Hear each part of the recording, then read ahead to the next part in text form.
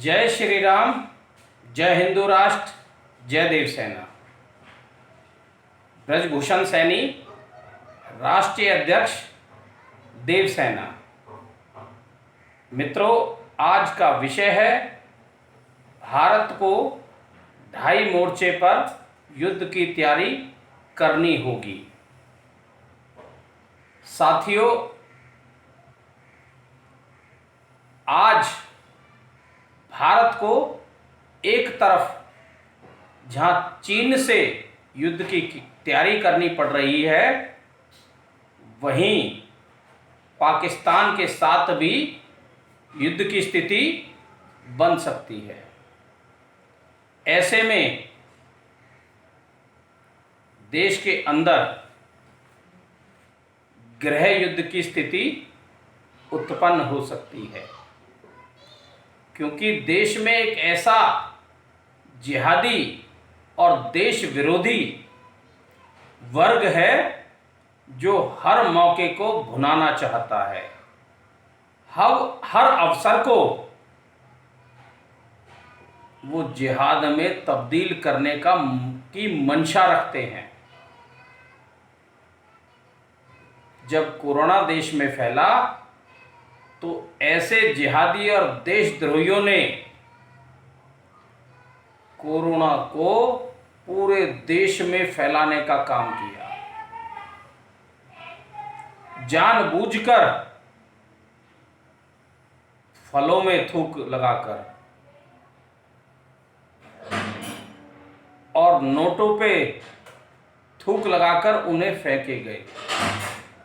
फल विक्रेताओं ने, जो जिहादी मानसिकता के हैं, उन्होंने फलों में थूक के इंजेक्शन भरकर भी जिहाद को फैलाने का काम किया। यहाँ तक कि लोगों के घरों पे और उनके दरवाजों पे भी थूकने का काम किया।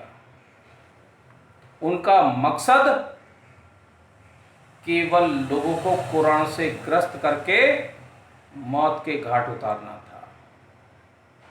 इसी तरह से जब देश में सीए का विरोध किया गया तो जिहादी लोगों ने दिल्ली में दंगे फैलाकर निर्दोष लोगों की हत्याएं करने का कार्य किया और काफी संख्या में लोगों की हत्याएं की गई और करोड़ों रुपए की क्षति हुई। उनके दफ्तर, उनके होटल, ढाबे, मकान, दुकानें फूंक दी गई। ऐसी मानसिकता के लोग जब भी मौका मिलता है देश में दंगे फैलाने का काम करते हैं और इन्हें दंगे भड़काने से देश की करोड़ों रुपए की संपत्ति का नुकसान होता है और साथ ही भारी जान माल की क्षति पहुंचती है। और टारगेट उन निर्दोष लोगों को बनाया जाता है जिनका किसी भी तरह का कोई कसूर नहीं होता। उन्हें जानबूझकर दंगे की आग में झोंक दिया जाता है। अब मित्रों, ऐसे में जब देश की सेना सीमा पे तैनात है, एक मोर्चे पर चीन की सेनाएं तैनात है और दूसरे मोर्चे पर पाकिस्तान की सेनाएं भी युद्ध के लिए तैयार खड़ी है। ऐसे में भारत की सेना इन दोनों देशों के दांत खट्टे कर सकती है। यह मादा है, यह दम है, यह साहस है भारतीय वीरों में, और ऐसा वो अक्सर करती रही है। चीन को 1967 में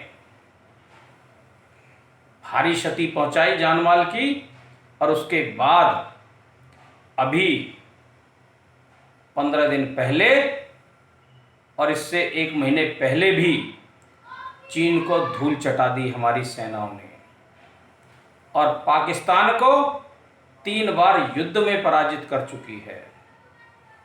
हमें भारतीय सेना की वीरता पर कोई शंका नहीं है।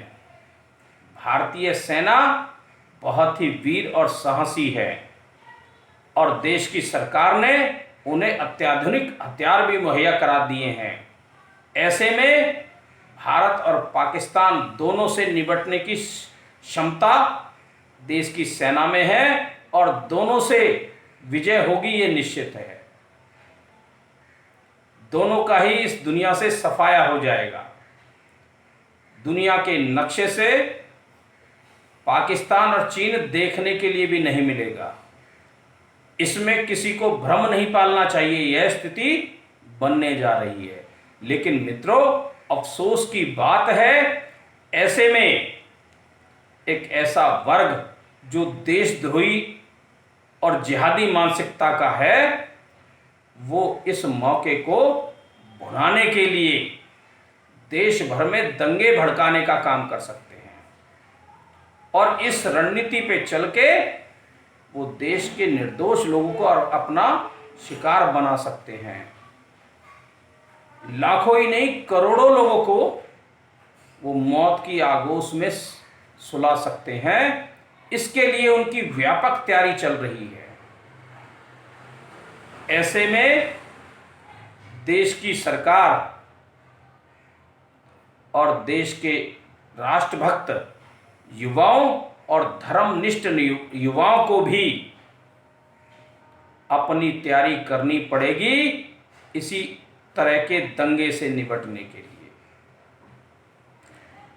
यदि हम लोगों ने और देश की सरकार ने ऐसी तैयारी नहीं की तो देश के करोड़ों लोग मौत की आगोश में समा जाएंगे और वे सभी निर्दोष लोग होंगे, क्योंकि देश के देशभक्त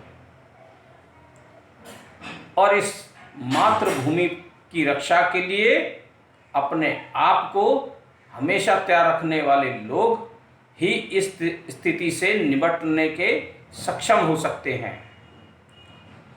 और हमें और देश की युवाओं को और देश की सरकार को इस स्थिति से निपटने का हर तरह का प्रयास अभी से शुरू कर देना चाहिए। मेरी देश की जनता से, विशेषकर युवा वर्ग से अपील है, वो दंगों से निपटने के लिए अपनी तैयारी शुरू कर दें। और मैं देश की सरकार से भी अपील करता हूं, वो देश में होने वाले दंगों जैसी स्थिति से निपटने की पूरी तैयारी कर ले, क्योंकि ये स्थिति देश में गृह युद्ध की स्थिति उत्पन्न कर देगी। और इस गृह युद्ध से निपटने के लिए सरकार और देश के युवाओं को मिलकर काम करना पड़ेगा, पूरी तैयारी करनी पड़ेगी।